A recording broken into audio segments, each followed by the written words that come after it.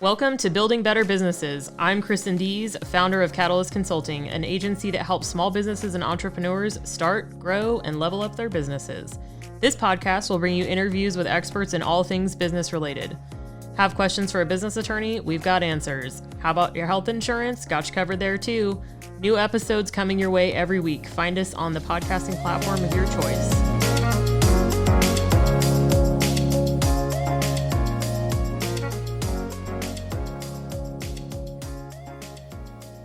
Thanks for joining us on this episode of Building Better Businesses with Catalyst Consulting. My guest today is Isabel Kateman from Stripe Dog Creative. And I'm pretty excited to have her here. She's a web design wizard. I also secretly really like the way that you structure your projects. So there's also that. So anyway, thanks for being here. Yeah, thank you so much. Thanks for having me. Yeah.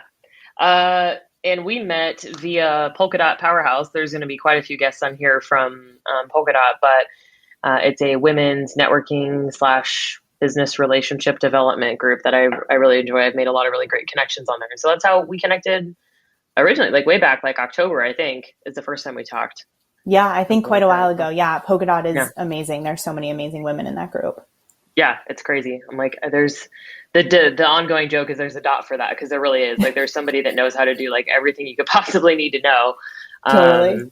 But yeah, so tell us a little bit about you as a human being. Sure. Who are you, Isabel? Yeah. So I'm from Los Angeles, although I definitely did not fit in there. I feel like I want to say that I was New York born and raised. I talk fast. I'm intense. I love sarcasm, and the LA people just don't get it. I'm currently in Providence, although I'm actually moving back to the New York area. I have a husband and two rescue dogs, that my business was actually named after our first one, Toby, that we got 6 years ago.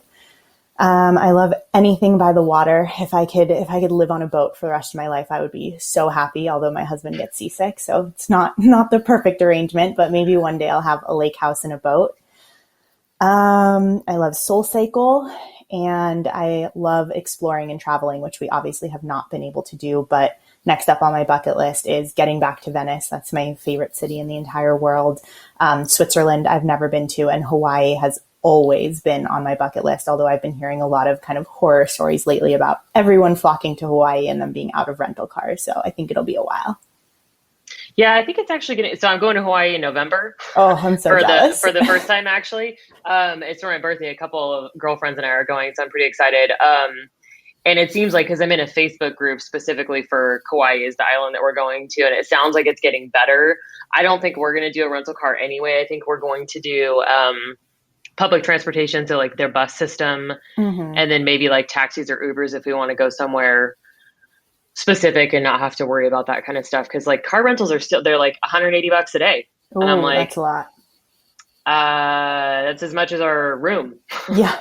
I'm like, I don't know that makes sense to me. Yeah. It is really hard for me. I'm like a cost conscious traveler. Like when I go to Mexico, I take buses everywhere. Like I've never rented a car in Mexico and I go there all the time. It's just like, it's really hard for me to want to spend that kind of money on something that's not like the adventure itself, I guess, you know? Totally. Plus, I feel like when you take buses, you get to see so much more. You know, you get to like be like a local and meet people, and in a way that you wouldn't when you rent a car. Yeah, exactly. It's a different kind of adventure. Yeah, no, I love it. But yeah, I really want to go to Switzerland. That's on my list too. And I've been to Venice, but it's not my favorite city. It's really, Mexico's. I love Venice. Yeah, I liked it. It's just not like the top one, I guess, but that'll be fun. Yay, you have such good bucket list travel items. Yeah, can't wait. That's hoping. Great. Yeah, I'll let you know how Hawaii goes too. Yes. Oh my God. Yes. Have so much fun. Yeah. But yeah, so what's a fun fact about you? Something random. Yeah. So my first language was actually Hebrew. I had a Hebrew babysitter that I spent the most amount of time with, and I was completely fluent in Hebrew until about 5 years old, and I don't remember anything. Oh, that's crazy that you just like forgot it all. Just totally lost it. That's such a cool language too. I only know like 5 words. It's so hard. Yeah. There are like all these videotapes of me at age 3 and 4, like babbling complete sentences in Hebrew, and I can't remember anything. Oh man, you should maybe you can do like one of those what is it like hypnotists and they can like bring it back or something. Yeah, that would be awesome. I've heard people say uh that if I like went and immersed myself, it might end up coming back, but that's yeah. definitely like a scary thought of just like going alone and like just completely immersing myself, being like, here's Yeah. hoping that it comes back. You're like, here I am in Israel. Good luck, I guess. Exactly, exactly. That's cool though. That's a good fun fact. So what do you do on the work side of things? How do you provide support for business owners and entrepreneurs? Yeah. So Straight Dog Creative is a website design and strategy firm. I create mind reading websites for female entrepreneurs. So that means websites that when their customers and clients or potential clients land on it, they feel like their mind is literally being read by the business owner. And so I do that by taking a very strategy first approach, really making sure that the business owner is connecting emotionally with their clients, really building those know, like, and trust factors, having a site with, photos that are going to appeal to people, copy that's going to make people think like, wow, how did you get inside my head? And so we do it all. We do the strategy, we do the copy, we lay out and design the website. So everything kind of from start to finish. And we do it all in 3 weeks. And I work primarily with female entrepreneurs, usually service-based. I don't do a ton of e-commerce. And I just love working with them. I feel like their story is always so interesting. Everyone has this kind of why of why they started their business. And that's my favorite part to work with them on and to kind of pull out of them as we're designing the site. Yeah, that's cool. I like that approach. And like I was saying, I really like that you work on one website at a time because a lot of like web designers, developers, whatever, do multiple projects and you can tell because it takes a lot longer to get responses. It takes a lot longer it takes forever sometimes to get things actually done because they're working on multiple projects at a time and there's so many just like finite details that go into a website. It's just exhausting. I don't know how you do it. So good for Yeah, you. yeah. No, totally. Thanks. Yeah. I mean, I think, Yeah. I'm always the first to say that I messed up so many times. I think, being an entrepreneur, you make so many mistakes. And as long as you learn from them, that's really all you can ask. And so I did not used to do it this way. I used to kind of, do it exactly like you're talking about. And it would take 12 weeks, sometimes 16 weeks, just because I could never kind of focus. And I just realized like, this isn't working. This is, an entrepreneur time, 16 weeks is forever. Yeah. And so I just realized like I can just give better service to my clients. And it's also easier for me to just kind of stay focused on one thing and really deep dive into it. Mm-hmm. Well, that makes sense too. I feel like it's probably got to be easier for you to structure your time in general. Like if you want to have time off, you can schedule it a lot easier instead of being like, okay, so I have all these things that I need to cancel for this week, but then I'm still going to have to do all the stuff. So that's cool. Yeah. Yeah. So I like that. That's cool. It's a good way to do it, I think. I always like to hear, like people's outside the box stuff that they kind of come up with where you're like, yeah, I don't like that. I'm not going to do that anymore. So this is how it works for me now. Yeah. Yeah. I mean, that's part of being an entrepreneur, right? Is like, it's your Yeah. business. You can get to structure it Do however whatever you want. Yeah. Yep. No, it's great. So what's your background? How did you end up with your own business, specifically in web design? Yeah, that's a great question. Kind of a convoluted story. I'll keep it as short as possible. But I used to work in New York City advertising agencies, kind of running the gamut in terms of everything digital marketing. So I did a lot of social media strategy, public relations, corporate events. I worked on brands like Broadway shows like The Book of Mormon, Phantom of the Opera, KitchenAid, ExxonMobil, OxyClean, kind of all of the big corporate giants that you can imagine. And I was really tired of it. I liked the work that I was doing.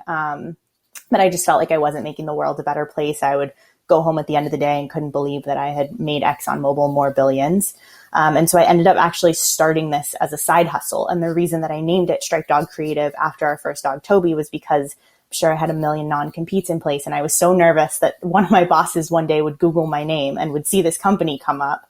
And I just knew that would never be good. And so I actually ended up naming it something that if they Googled me, there would be like no attachment to it. So it started as a side hustle for a while. And then because I like to be in pain, I ended up starting a wedding planning business on the side as well. So I was actually working all 3 jobs. And it was insane and terrible. And I hated wedding planning. I'm so happy that I got out of it. It was miserable and I would take on the emotional toll of my clients, but it taught me so much about running a business. Like that was a crash course in just how not to run a business and how to not be happy and how to not have work-life balance. And it was such a lesson learned. And I literally wake up every morning and thank the universe that I'm no longer a wedding planner. But that lesson morphed into me quitting the full-time job, me dropping out of the wedding planning and kind of turning my clients over to other planners and really taking a deep dive at Striped Out Creative and thinking to myself, what do I actually like about what I do? How do I actually want to run the business? And that was about a year and a half ago now. And that's when I had the realization that I should, work with one client at a time. That's when I got rid of the public relations and the corporate events and the social media and just focused in on web design and strategy. And that kind of really transformed my entire business. And I really rebranded as just like a web design and strategy agency. Nice. Yeah, I feel like sometimes the journey to your like niche even, or like you said, like how you want to work and what's important is really just how you figure it out. You do some stuff and you're like, well, that was terrible. Yeah, wedding planning. I can't even imagine. Oh God. Yeah. I think I started at some point in my life to get like certified as like a wedding planner or like events planner or something like way back when. And then I was like, I don't think I want to do this. Yeah, it was the kind of people at their worst, really. Yeah, it was so tough. I think I just didn't realize, and there's definitely people that enjoy it and love it, and that's great. I think anytime you're working with consumers versus other business owners, those boundaries are just so blurred and it's so tough. They're texting you on a Saturday because they're not working on Saturday. So that's the time that they want. Yep. But as a business owner, you want boundaries. And so you don't want to be texting on a Saturday, but you feel bad because they work during the week. And so it just definitely was not for me. And I just at the time, again, as a business owner, just didn't know how to set those boundaries and was kind of very bad at that and was just learning. And it was a total disaster on my mental health. And so I'm very happy to be out of it, but learned a lot of lessons around just boundary setting and what I want out of a business by doing it. Yeah, no, that's great. Because that's one thing too. People are like, well, when do you work? And I'm like, Monday through Friday. Yep. And they're like, oh, doesn't anybody ever want anything different? I'm like, actually, no, like I've just never offered it as an option. I had one client at the very beginning that we did Saturday morning phone calls for a little while because she was still working a full-time job on top of trying to do her other stuff. But yeah, I'm like, most, like you said, like business owners have a different type of respect for your boundaries and working. Most people that are doing like any kind of professional work for the most part are like Monday through Friday, 9 to 5, unless they like doing other schedules, or their creators, I think sometimes have a little bit more flexible, but anyway, yeah, no, it's cool. Good for you. I like it. I always love the journey story. It's my favorite part. Yeah, me too. Twisty turny. Like this is how I got here from a corporate advertising agency in New York. But yeah, so when it comes to websites, what mistakes do you often see when people start having you help them, or just in general? Yeah. I mean, I think so. A lot of the people I work with are usually coming to me when they've been in business about 2 to 3 years, and they're just kind of like at that place where they're ready to up level. They've kind of been winging it for a while, and like they're just ready to invest and have kind of a very professionally, strategically done website. And so a lot of the mistakes I see are with fonts and colors. Often I see those a lot, so just so many fonts and colors. I think people, I get it. Like I think people, they kind of like what they like. And so they throw a bunch of stuff at the wall and see what sticks, but it's so overwhelming for users. And I think it can be counterintuitive when you want to stick out from the crowd and you want to make things pretty, but simple is actually better. Like there's so much data that shows that confused customers don't buy. And so when you have all these fonts and all these colors and, legibility starts to become a problem with these crazy fonts, it's making it so much harder for people to just find the information that they want to find. The other thing I see with amateur websites is that they forget to kind of talk about their clients. So their whole website is around, why they started the business and why it's important to them and who they are. And that's incredible and amazing. And, there's nothing wrong with that and people want to know, but don't forget to talk about what you can do for your clients and why your clients should hire you and how you can transform your clients' lives, depending on obviously what your business is and how transformative it's going to be.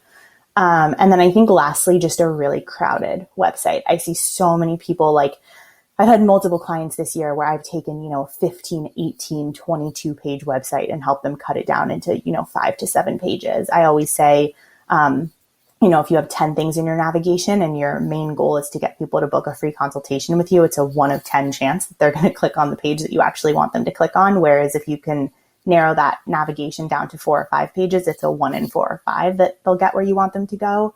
And so I think it's just really important, especially now that so many people are visiting sites on mobile, to just keep things as simple as possible, as clear as possible, as concise as possible, and just make sure that your clients know exactly what you want them to do and make it really clear for them and easy for them to kind of get to that end goal. Mm-hmm.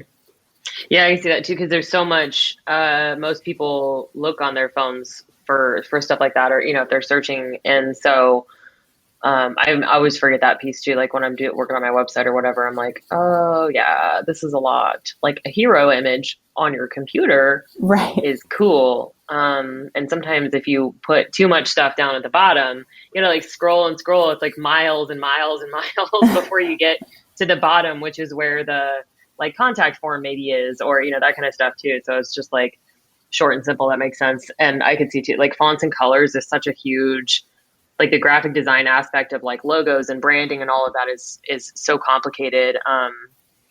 And I feel like it's also kind of underestimated. I think along with website stuff, people are like, oh, I can make a website. Yeah. I mean, yeah, you can. Right.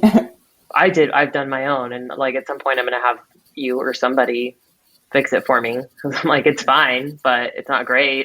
Yeah, totally. And I think, those are honestly the kinds of clients that I see most often. And I think that's really common because when you're an entrepreneur and you're starting out, like you don't have thousands of dollars to drop on a website designer. Yeah. And when I was starting my wedding planning business, I created my own website and it was definitely not as good as the websites that I create now. So I think there's just, tips and tricks that website designers and graphic designers and copywriters and strategists learn that the typical person, doesn't know.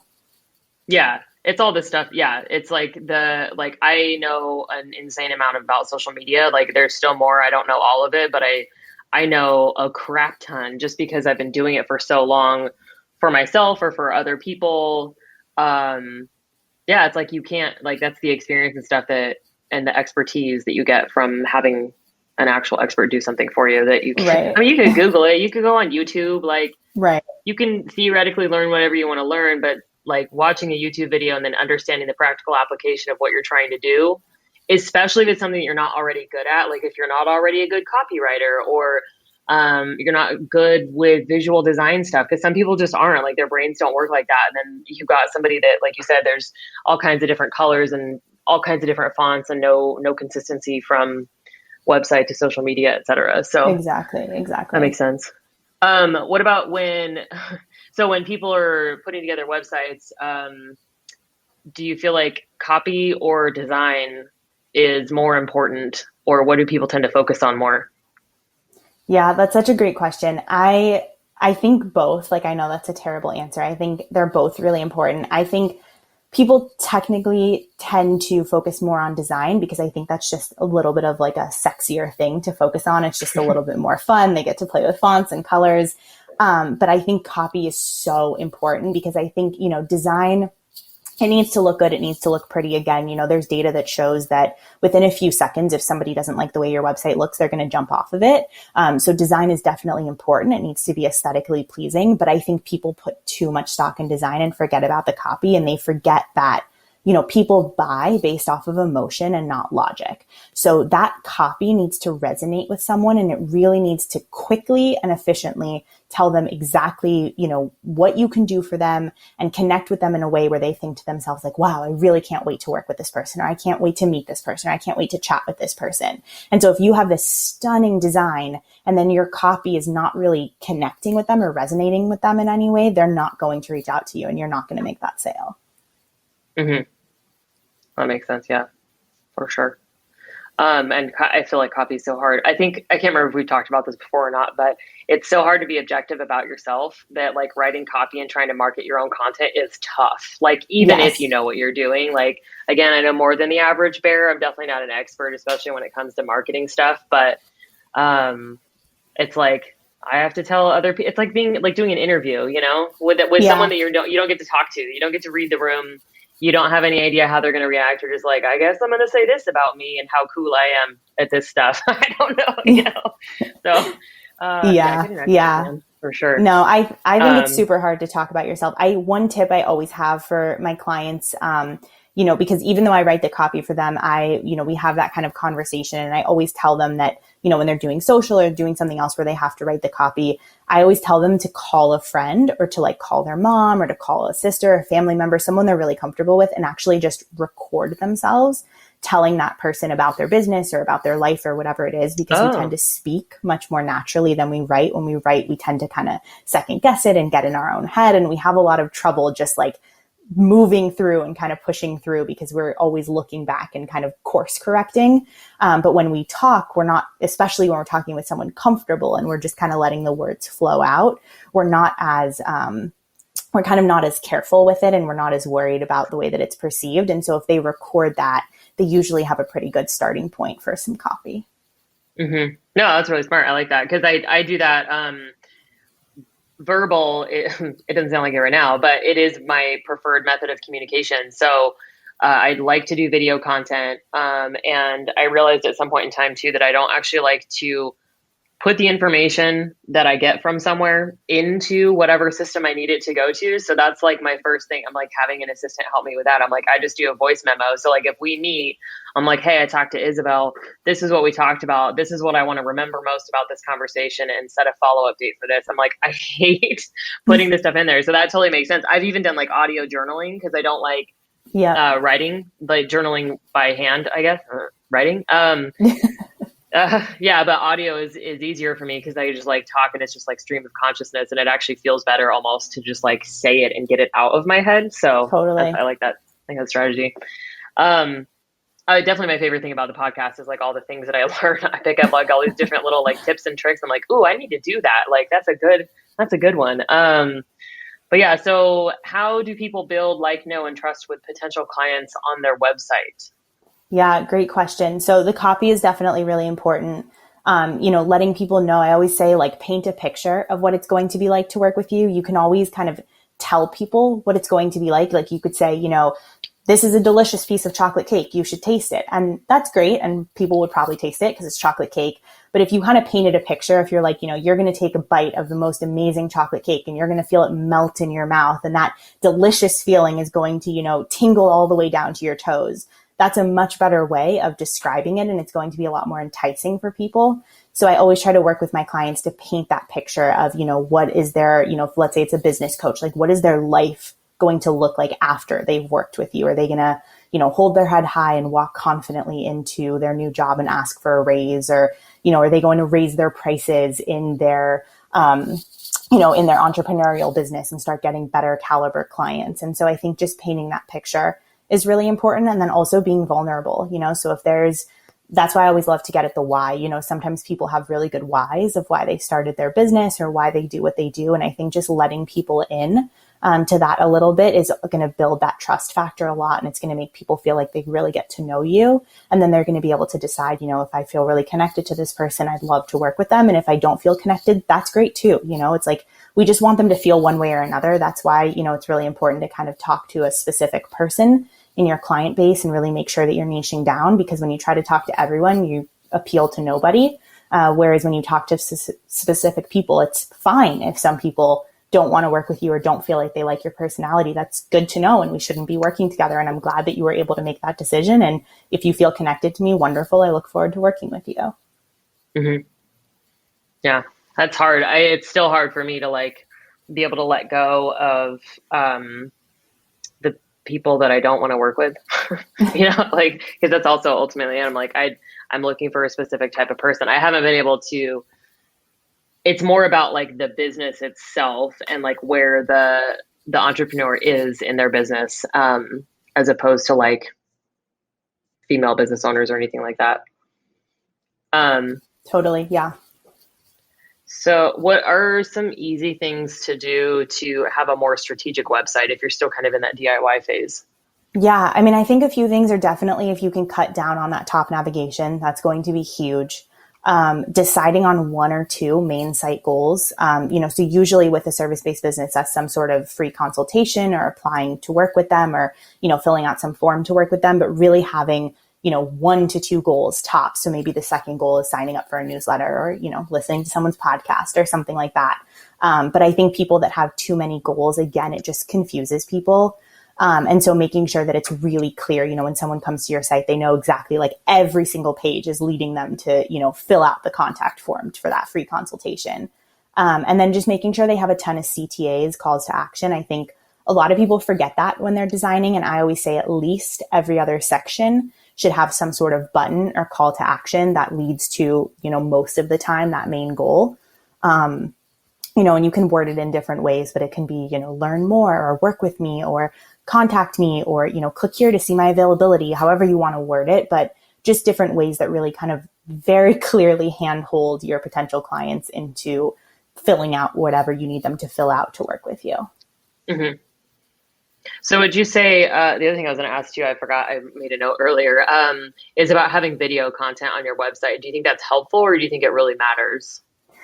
I have mixed feelings on this. I know video content is like the total future. I think what's tough about video content is it just depends on the person. I think sometimes, video content can slow down a site. It can also be the type of thing that, depending on where people are looking, if somebody's reading it on the subway or, they're doing something in a certain way where they just want to be able to kind of quickly get the information, it can be annoying to have to watch like a 4 or 5 minute video to get someplace. So I always say that it's great to have both. I think definitely keep it short, 60 to 90 seconds. I think if you have video content, that's awesome because it shows off your personality and people can feel really connected to you. But just make sure that anything that you're saying in that video obviously doesn't have to be, paraphrased, but just make sure that the similar sentiments are also on your website somewhere else, so that if people decided to skip the video or not watch the video, there's not some sort of fundamental information or emotional connection that they're going to be missing out on. Mm-hmm. Okay. That's good because I have video on my website. So I was like, because it was it started kind of, because I started my business in August of 2019. So yay, 2-year anniversary. That's awesome. Congrats. Thank you. Right before quarantine times. Yeah. And so I was like, man, I really need to because I was thinking about like, how do I connect with people? And I connect really well, especially one-on-one or in person, when I can talk to someone and really just explain in detail, like what I do. Because it's kind of hard for me sometimes to be like, I'm a business consultant and like there's so many other things that go into that and everyone has a different area of expertise. So so I started doing a ton of video content like right at the beginning of the like original shutdown. I'm like, well, this is the only way that I can think of to replace the connection that people will have with me in person or on Zoom or something like that. And I wanted to have it on my website. So that does make me feel better. Now I'm like thinking about, I'm like, well, where do I have it on every page? Is it too much? But this is why I asked. This is a trick question, Isabel. Yeah. And, I think too, for me, like I love just working within what my clients are comfortable in. And so I think, like you were saying, video is such a comfortable medium for you. And I think, again, like you just have to be authentic. I think, if you're going to be so much more comfortable on video than you're going to be in, writing copy for your website, potential clients are going to see that and they're, going to watch that video and really connect with you. So I think it just depends on, what you're comfortable with. But I would, again, just make sure that you have some copy on there that's, getting the same information out there that's in your videos. Mm-hmm. And that's what I try to do because I have courses too. And I have one live right now and then I'm still working on the rest of them. But that was one thing where I'm like, I actually don't like learning on video. I cannot stand YouTube. I hate learning stuff that way. I want to read and I want to have bullet points for whatever the thing is. And then if I need more information on a specific thing, then I'll go into that. I'm like, if it's a 15-minute YouTube video on how to like, I don't know, build a hot air balloon, like I'm out. But I'll read a blog article. So I was like, I want to have a good mix because I'm like, I don't like video, but other people do. And same thing with the podcast. I'm actually not a very good podcast listener, but other people really like it. And it's a good way for me to communicate and people to get to know me. Like you said, they get to know my personality, how I communicate, what I know, what I don't know. And, sometimes I hear some like real stuff, like depending on who I'm talking to. But anyway, I digress. Yeah, so I do try to have a mixture of both. And that's something that, because everyone's learning style is different. Like if I'm going to have a course that like, again, I'm not the only one that doesn't learn via video. And there's people who like auditory. There's people who like tutorials and demos. And I'll do stuff like that where it's like, here, let me walk you through my workbook on this, like that kind of thing. So I try to do makes me feel a little bit better. I was like, am I going to go, is this just too much? Uh, so yeah. Okay, cool. Thank you for the validation. I appreciate Yeah, you're welcome. Happy I could help. it. Yeah. Yeah. Cause it's not just video. I think that that's kind of your point is like, there's other content on there. So if people are like, I'm not going to watch video, they can scroll down and there's some words about something there too. So, Totally. okay. Um, I think this is a very important question. I feel like a lot of people don't really know, but why is a website so expensive, quote unquote, or why does it cost so much to build? Because I think that's one of the things, I mean, you kind of talked about this a little bit earlier, like when people aren't ready to spend 3,000, 2,000, 5,000. I mean, there's crazy amounts that you can spend on websites, but I feel like most people are in the like $3,000 to $5,000 range. What is it that costs so much about the process, I guess? Yeah. So I think, I think this is really important because I think people, it can seem really expensive, especially if you're starting out as an entrepreneur. I think people forget that most of your sales or a lot of your sales are going to be funneled through your website. So, I don't know a millennial or, Gen Zer today who isn't going to check a website before they're working with somebody. And so I think, that's really important to think of. You need to think of it more as like an investment in your business versus just the cost of getting this thing done as like a one-time thing. And so your website is really almost that like front lawn and front door of your house, into your business. And so if things on your website aren't looking right, or they're not connecting emotionally with clients, or they're not strategic, then you're probably going to lose clients. And a well-done website can actually be like an extra salesperson on your team that works all the time, and you don't have to pay after you get it done the first time. But really it can be pulling clients in. It can be doing that work for you, while you're sleeping, while you're on vacation. So I think it's important to think about it as the investment that you're putting in. And I think you're also paying for the expertise, behind the people. A lot of entrepreneurs are working with website designers that kind of do it all. And by do it all, I mean, when you get into the higher caliber of website design. So let's say you're some big company like Target, you're probably not working with one entrepreneur or one freelancer to do your website. You're bringing in, a graphic designer that's going to design out the entire website on, something like Adobe XD or Figma. And then you're bringing in a builder who has no idea about design and is actually going to kind of build and execute your website on the back end. And that can run anywhere, from 20,000 to probably hundreds of thousands. Whereas when you're an entrepreneur, you're working with one person who has enough expertise to kind of do that on a smaller scale, but do it all instead of being two different people. So you're working with someone who's designing out the site and has probably, some sort of graphic design knowledge, and they're able to put colors together and fonts together. And then you're working with someone that also knows how to build out that website and how to develop that website on something like, Squarespace or WordPress or Wix or whatever you use. And then, of course, pricing probably depends on their other expertise. So do they have a strategy and a digital marketing background? Do they have a copywriting background? Depending on who you work with. But you're really just kind of paying for the expertise of what they're bringing to the table and really the value that they're going to bring to your business. Because again, a well-done website can literally almost be like an extra team member on your team. Mm-hmm. Well, I feel like too, I mean, like you can have a website built for $500 or $300 even, but I found in a lot of cases, like I've worked with people like that before, not specifically websites, but like on the low end of whatever I'm trying to do. Cause again, I'm an entrepreneur and I started out with like, scraps. Totally. So it is what it is. Right. And, I found that a lot of times with people like that, you're having to tell them what to do, like where the benefit of having someone like you, is like, hey, Isabel, this is what I'm trying to accomplish. And then you like guide me through the process. Same thing with like a professional brand designer or, you know what I mean? You're not just like, hey, can I get a logo for $50? Like, yeah, sure. Right. But having someone that helps you develop your brand is the person who's like guiding you through the process and being like, okay, like this is what you're telling me. This is what we want to accomplish. So we need to have these things set up and then kind of putting it all together where like, someone who's just like, yeah, I can build a website is like, what do you want? And you're like, shit, I don't know. I want you to tell me. But like when you're only paying somebody like $500 as opposed to like $3,000 or $5,000, I mean, you get what you pay for. And sometimes that's all you can do. And that's totally fine. Right. Like I've been there, I've done it. I've built a lot of websites myself.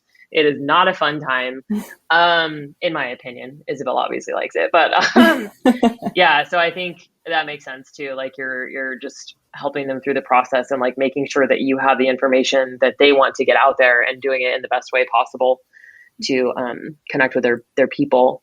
Yeah. Yeah. And I mean, I totally think, you get what you pay for with anything really. But I think, Mhm. I completely agree with you. I think when you're getting one of those less expensive websites, you'll probably get a blank piece of paper from the designer and they'll be like, write your homepage copy. And you're like, well, shit, I don't know what goes on a homepage. How do I know what's Yeah. supposed to be here? And so you kind of don't know what you're doing. Whereas, when you're investing in somebody that has a strategy background or a digital marketing background, I go over packages with my clients. Like we'll literally sit down and be like, well, what are the, I had a client recently and she was offering like 9 different packages. And I was like, why are we doing this? Like, I'm confused. You're confused telling me about it. I'm sure your clients are confused. And so like we ended up cutting it down to 2 different packages. And so, I think again, it's just the value. And I completely understand, I was that entrepreneur back when I was starting this business and my wedding planning business that, I couldn't afford to bring on expensive professionals, but over time, you just start to realize that the value that they bring to your business is so worth it that as your business becomes more successful, you want to do things like that.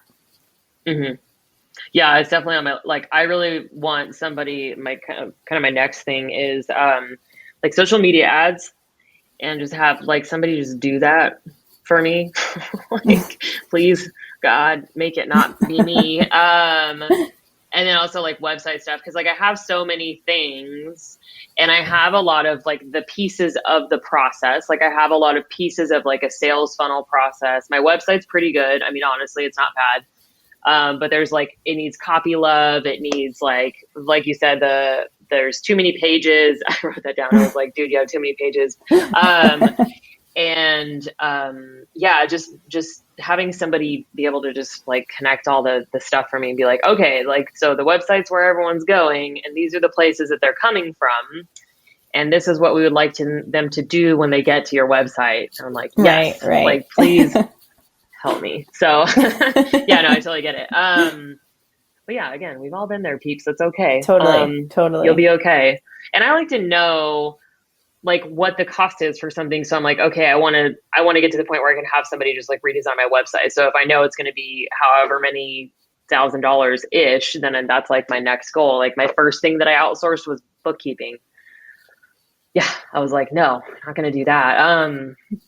But it was a lot less expensive. Well, I mean, not really if you add it all up, but Right, like on a right. month to month basis, I'm like, yeah, this is totally worth not having to worry about it and not having to do it, which I never did because I hate it. So I was like, then I was just stressed about it all the time. I'm like, oh my God, like the IRS is going to come for me.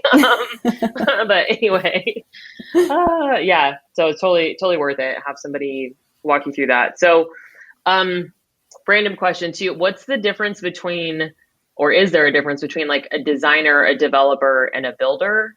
I feel like people use these terms and I don't know if they're interchangeable. Yeah, yeah. So, this kind of goes back to what I was saying about like the entrepreneurs hiring someone versus like the big companies. So, someone like me does both things because I'm working with smaller businesses and they don't have, 50K to drop on a website. So you normally see this mostly with like larger companies, but a designer is somebody who's been trained in graphic design and truly their forte is designing. So they probably don't know any, custom code like CSS or JavaScript. They might not even know how to use something like a WordPress or a Squarespace. Like they have no idea how to actually build out the website, but they know everything in and out about design. So they will come in, for a big company like Target or Best Buy or something like that and actually design it in a design software. So they'll kind of decide, what colors and fonts make sense and where does placement make sense in terms of like, user flow and how someone's going to move through the site. And then you have a developer come in and they take what the designer has designed and they are the ones that actually physically build it out. So they might not have a design background. They might not know anything about color theory or fonts or things like that, but they know the ins and outs of all of the, different platforms. And so they actually take what the designer has put together and make it come to life within the platform.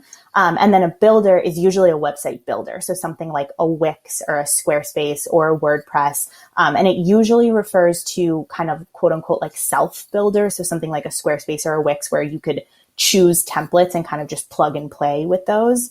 And so that's usually what builder refers to. So they are a little bit different. Okay. So then how do you describe yourself? Well, I kind of do both, like the designing and the development. So I don't really make a distinction between it. So I usually just say like website designer and strategist. But again, because Okay. I'm helping people with like packages and all of these other things that I always struggle with what to call myself. And sometimes it's hard as an entrepreneur to like put yourself in that box because people don't understand if you don't use terms they're not familiar with. But then, I say website designer and they're like, okay, so you can't write my copy. And I'm like, no, well, I can write your copy. And they're like, well, you're a copywriter. And I'm like, I am, but it's from like a strategy perspective. So it just kind of gets complicated. That makes sense. Yeah. I mean, I was like, why are all these different words being thrown around all willy nilly? Totally.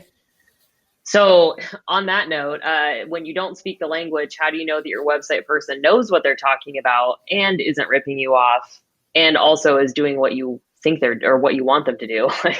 Yeah, totally. I think this is so important. So, I think anytime you work with anyone, I know this sounds like a little bit woo woo, but it's like you just need to make sure personalities match. I think that's a first. I think different people work different ways. Like I'm super type A, super deadline oriented, super OCD.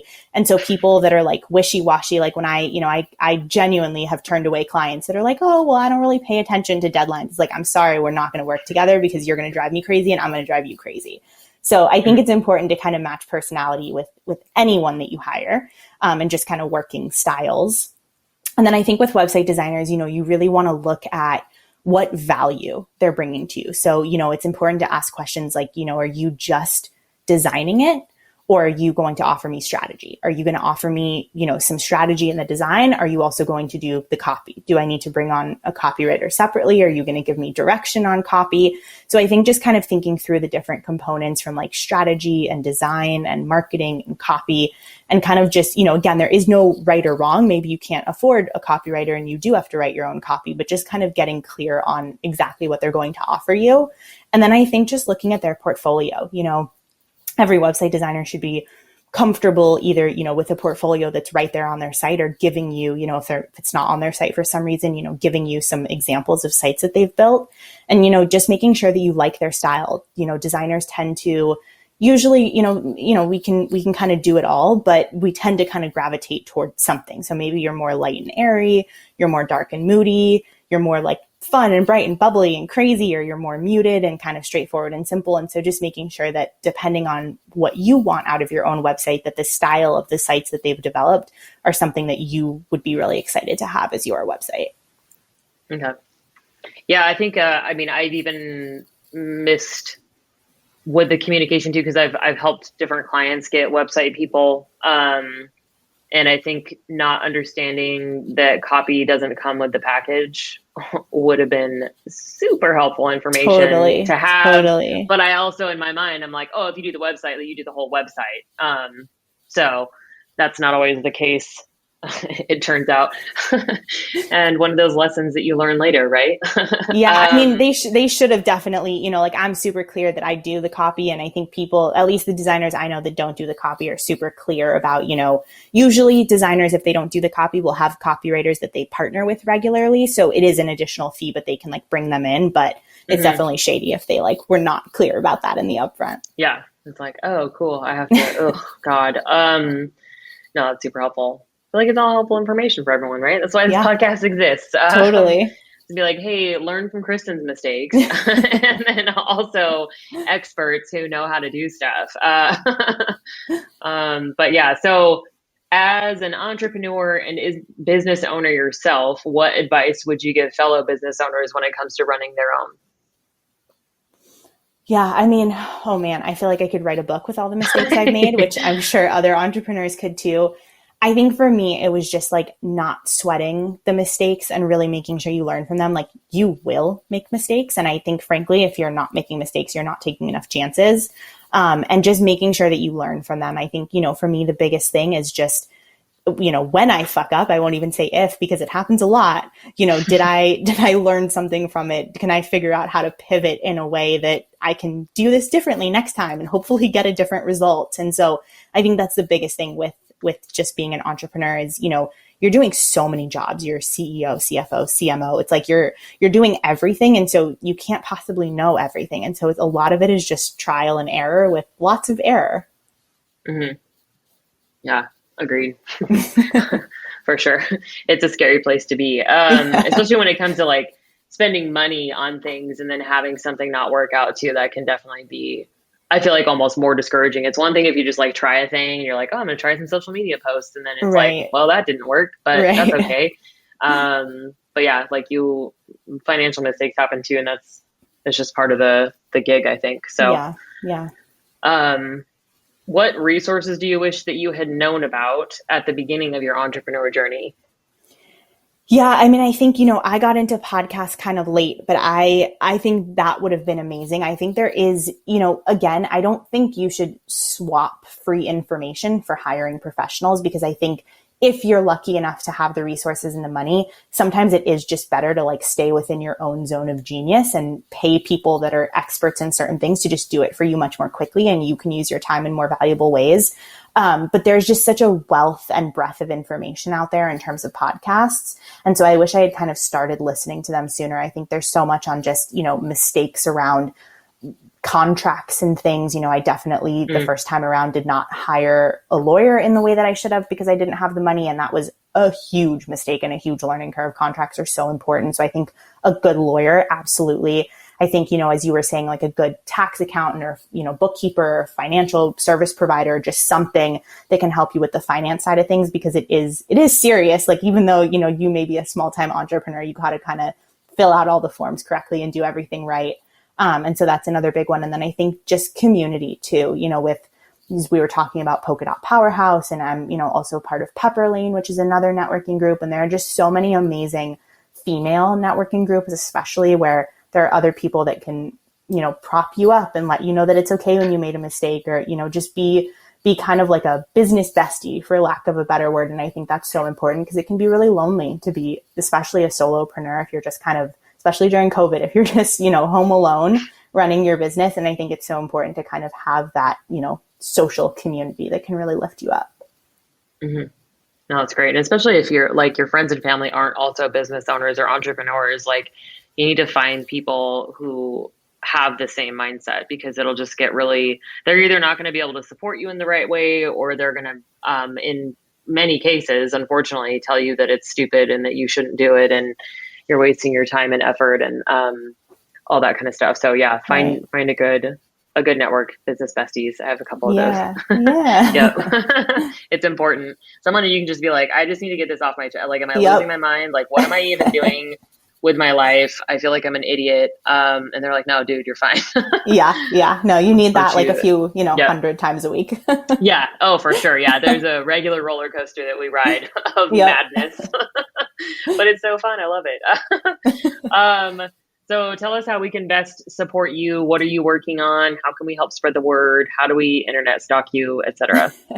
Yeah. So all of my handles are just at Stripe Dog Creative. I am, again, you can only do so much. So I am pretty bad on social media right now. It's something I'm working on. I'm actually launching a podcast in a few months, so I look forward to having you on it in the future.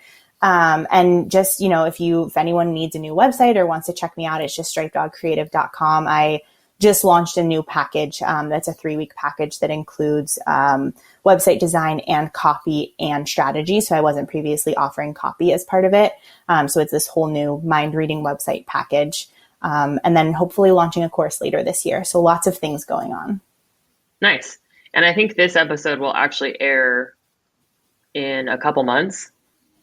So it'll be pretty close to when your podcast and everything. What's your podcast going to be about?